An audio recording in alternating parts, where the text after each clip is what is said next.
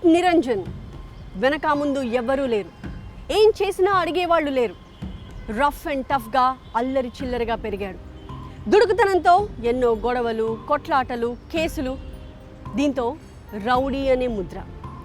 ఈ స్టేజెస్ అన్నిటినీ దాటుకుని ఒక జెంటిల్మ్యాన్గా, కుటుంబాన్ని చక్కగా చూసుకునే ఒక కుటుంబరావులాగా, ఒక రాజకీయ పార్టీ కార్యకర్తగా, ఆ తర్వాత పార్టీ నేతగా, ఇలా రకరకాలుగా రూపాంతరం చెందాడు. తనను ఇష్టపడిన మనిషి కోసం కలబడ్డాడు, నిలబడ్డాడు, కష్టపడ్డాడు. ఆ ప్రేమికుడి లైఫ్ని ఈ వారం వెలి ప్రేమలో చూద్దాం. చలో హిందూపూర్. పోకిరి, రౌడీజము, తర్వాత ఇంకా ఆడాడి 24 గంటలు సినిమాలు చూడడము, అక్కడ అల్లరి చేసుకోవడం, గొడవలు పెట్టుకోవడము. అతడో రౌడీ, పోకిరి, ఆవారా. ఆ సంగతిని తనంతట తనే ఒప్పుకుంటున్న ఈ జెంటిల్మన్ పేరు రామ్మూర్తి.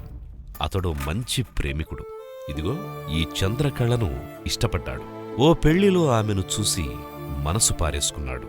ఆ రోజు నుంచి ఆమె హృదయంలో అతడొక ప్రేమ ఖైదీ. మా ఏరియాకి బంధువుల ఇంట్లోకి పెళ్ళికి వచ్చి అప్పుడు నేను ఈ అమ్మాయిని చూశాను. చూసిన తర్వాత సరే మనము ఎన్ని ఇది చేసినా ఏముంది, అమ్మాయి బాగుంది కదా, అమ్మాయిని చేసుకుంటే బాగుంటుంది ఒక ఆలోచనతో. అప్పట్నుంచి వాళ్ల ఇంటి చుట్టూ చక్కర్లు కొడుతుండేవాడు రామ్మూర్తి. అది చంద్రకళకి కూడా అర్థమైంది. ఆమెకి కూడా రామ్మూర్తి అంటే ఇష్టం పెరిగింది. నా మనసులో ఉండేది అమ్మాయికి తెలుసు, వాళ్ళ అమ్మ వరకు కూడా తెలుసు.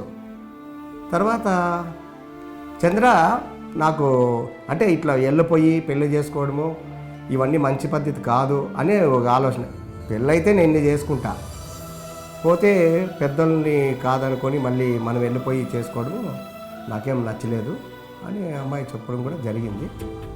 అప్పుడు ఈ నేనా అల్లరి, చాలా అసలు నానా అల్లరి. వీళ్ళేమో గారాభంగా వీళ్ళ ఇంట్లో బాగా పెరిగిన అమ్మాయి అంటే చంద్రాని, ఈ పాప. రామ్మూర్తి మాత్రం ఏం చేస్తాడు? అతడొక అనాథ.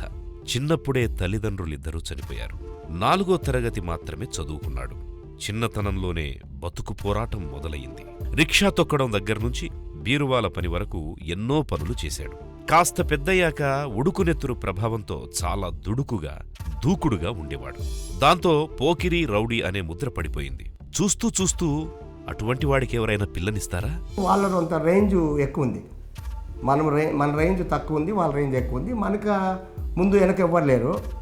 ఎవరు లేకపోగా అల్లరి, పోకిరి, రౌడీజము, తర్వాత ఇంకా ఆడాడి 24 గంటలు సినిమాలు చూడడము, అక్కడ అల్లరి చేసుకోవడం, గొడవలు పెట్టుకోవడము, పోలీస్ స్టేషన్లు ఇవన్నీ అప్పుడు ఉండే ఆ ఏజ్ కాబట్టి. సో కాబట్టి వాళ్ళు ఒప్పుకోలే. అప్పుడు చంద్రకళ కుటుంబానికి ఓ దుకాణం ఉండేది. తనకంటూ ఎవరూ లేని రామ్మూర్తి ఆ షాప్ దగ్గరే ఉంటూ వాళ్ళేమైనా పనులు చెబితే చేస్తుండేవాడు. యాక్చువల్లీ మా నాన్న చిన్నప్పుడు ఎవరు లేకున్నప్పుడు మా అమ్మ వాళ్ళ షాప్స్ దగ్గర కింద పడుకునేవాడు అనమాట. వాళ్ళు ఏదైనా ఇస్తే తినేవాడు, లేకపోతే వాళ్ళు ఏదైనా వర్క్ చెప్తే చేసేవాడు. బట్ అదే షాప్ వాళ్ళు, అదే ఫ్యామిలీ మెంబర్స్ ఈరోజు వాళ్ళ ఇంట్లో ప్రోగ్రామ్ జరిగితే ఒక హెడ్ లాగా, ఒక ఫ్రెండ్ లాగా, వాళ్ళ ఇంట్లో ఒక ఫ్యామిలీ మెంబర్ లాగా పిలిచి డాడీని అక్కడ కూర్చోబెట్టి చేస్తే చాలా చాలా ప్రౌడ్గా ఫీల్ అవుతాము. ఇట్స్ ఎ హ్యాపీ మూమెంట్ అండి. ఇక్కడొక ఆసక్తికరమైన సంగతి ఏమిటంటే ఈ జంటది ఒకే కులం, పైగా దగ్గర బంధువులు కూడా. అయితే అతడు తమతో ఏ రకంగానూ సరితూగడు అన్న చిన్నచూపు ఆమె పేరెంట్స్లో ఉండేది. అతడి మీద కోపమంతా కూతురు మీద చూపించేవాడు ఆమె తండ్రి. నా తండ్రి అన్నవాడు ఇంకా అదేదో డ్యూటీ లాగా చేసేవాడు నన్ను కొట్టడం అంటే. ప్రతిరోజు కొట్టడమే. బయటికి వెళ్ళి రావడము కొట్టడము, బయటికి వెళ్ళి రావడము నన్ను కొట్టడం అంటే చేత్తో కొట్టడం కాదు, ఏదో ఒక ఆయుధం తీసుకొని కొట్టేవాడు. ప్రతిసారి అలా కొడుతున్నప్పుడు కూడా ఇంట్లో అక్క కానీ, చెల్లి కానీ, తమ్ముడు కానీ, అన్న కానీ ఎవ్వరూ అడ్డొచ్చేవాళ్ళు కాదు. ఒకసారి గొడ్డలు తీసుకున్నాడు, నరికేస్తాను నిన్ను అని. ఇంకోసారి కొడవలు తీసుకున్నారు. అలా బయట వాళ్ళు వచ్చి అది లాక్కున్నారే తప్ప అది అతనితో లాక్కోకుంటే ఖచ్చితంగా అతను చంపేసేవాడు. ఆ 2 జడలు ఇలా పట్టి 2 జడలు పట్టి ఇలా గోడకు కొట్టాడు తలని తీసుకొని. గోడకు కొడితే మొత్తం ఇక్కడ ఉన్న మొత్తం నరుములన్నీ వాచిపోయి నాకు ఈ తల మొత్తము పచ్చి పుండులాగా అయిపోయింది. ఒక 15 రోజులు నాకు దూవెన పెట్టడానికి కాలేదు, అలా అయిపోయింది. అలా కొట్టేశాడు. తర్వాత ఇంకా చేతికి ఏది దొరికితే దాంతో కొట్టేయడము, చేతికి ఏది దొరికితే దాంతో కొట్టేయడము. అసలు ఎవరు మాట్లాడేవాళ్ళు కాదు, పలకరించేవాళ్ళు కాదు, నాతో పాటు పడుకునేవాళ్ళు కాదు.